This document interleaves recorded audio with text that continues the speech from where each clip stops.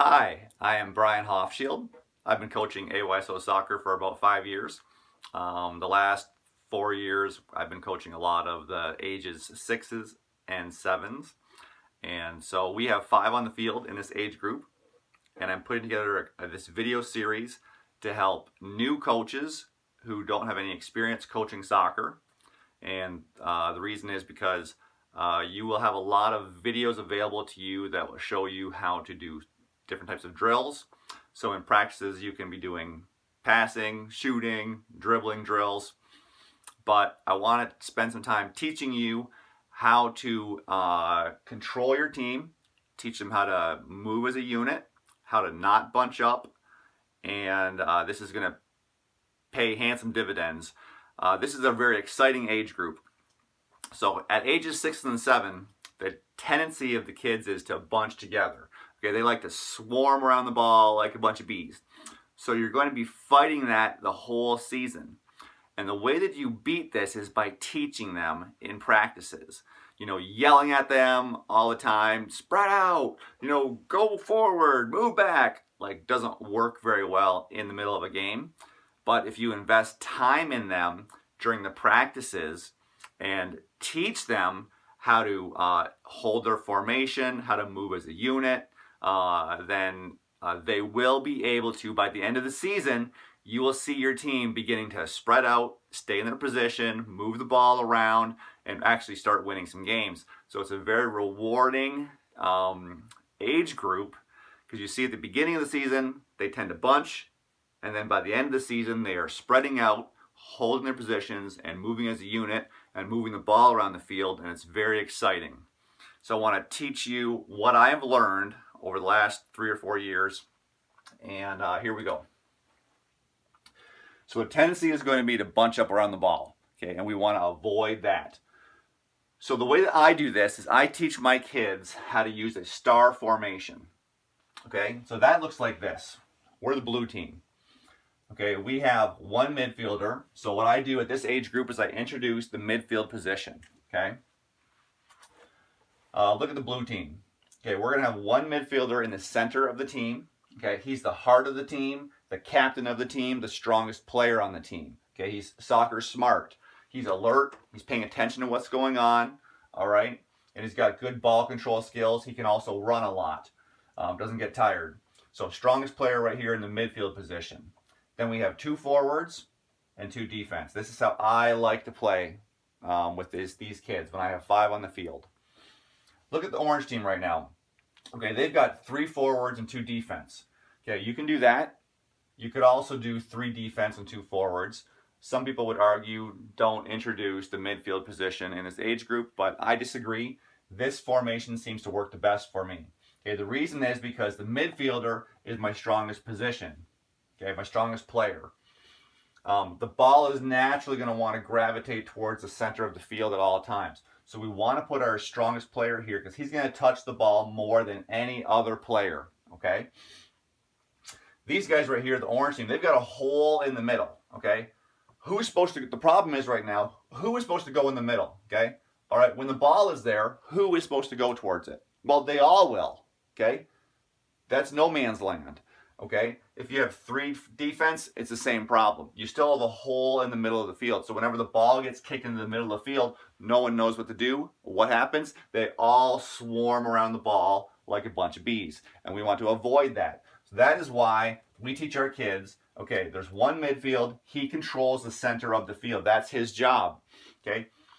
All right, and these guys are forwards. These guys are defense. They need to stay in their position, okay? They don't gravitate towards the center of the field. So that seems to work pretty good for me. Now, what we don't want to do is have a goalie, all right? So, no goalie. This is a tendency that I see happening in this age group. Some coaches, okay, like to do it like this, okay? They might have 1 goalie, 2 defense, and 2 forwards. And that's fine, but the problem with this is that when the ball gets kicked down the field, okay, then get these 4 players, they will move up the field like this, okay? All right, and this guy stays down here. Now the advantage of this is that he protects the net, and in the event that the orange team gets a breakaway, okay, he can protect the net and keep it safe and prevent them from scoring. So that is a good advantage. Okay, but the disadvantage is this, is that this guy is now disconnected from his team. Okay, he's of no value. He's not supporting his team. He's not helping his team. And actually, this team is outnumbered right now because they got 5 guys here, all right? All right, so the orange team is going to get the ball, and they're going to move the ball forward because they have more players, okay? Probably most of the time, just with numbers, they're going to do that. What we want to do instead is we want to avoid that from happening. We want to get this guy up here in the middle, okay? Because we want our team to stay connected. Okay, these are the things we're trying to teach our team, okay? We want to teach them to stay connected and move as a unit. It is more important to teach your team to stay connected and move as a unit than it is to have one guy disconnected from the team, staying down here and preventing the other team from scoring on breakaway goals. Now, if you do this, and you teach your team to move as a unit and stay connected and move up the field together, the orange team is going to naturally sometimes get some breakaways and they're going to score an open net. That's going to happen, okay? So don't get frustrated when that happens because you have to weigh what's more important. What is more important? Is it more important to teach your kids to be isolated from the team, disconnected, and protect the net and have the other team score less goals?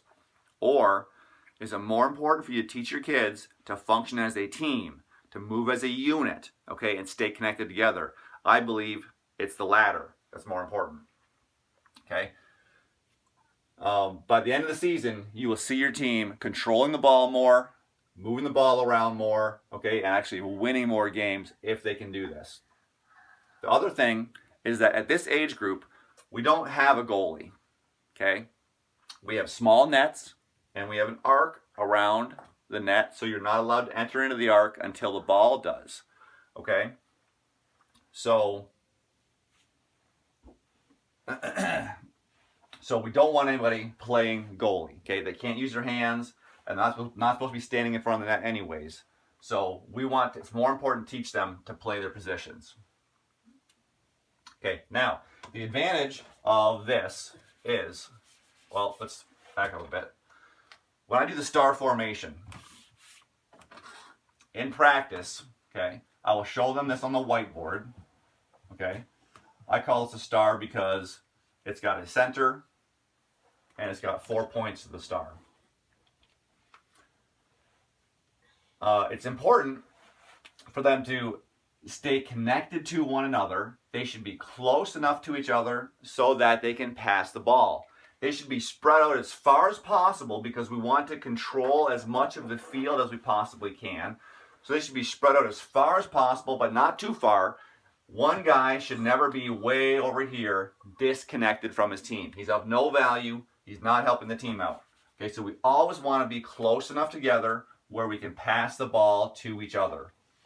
So I will draw this for them on the whiteboard and help them see it. But then the next thing is, in practice, I will go and put 5 cones on the field in the position where I want them to stand. Okay? I will place them in a position where I feel they're far enough apart from each other that it's a challenge to pass, but they can still pass the ball to each other. Even these guys should be able to pass the ball back and forth to each other. Okay? All right? So if you have the ball, okay, you always have options. I can pass it to this guy or this guy or this guy. That's what we want to do. We want to create some space. We want to create options. So the best way to do that is star formation.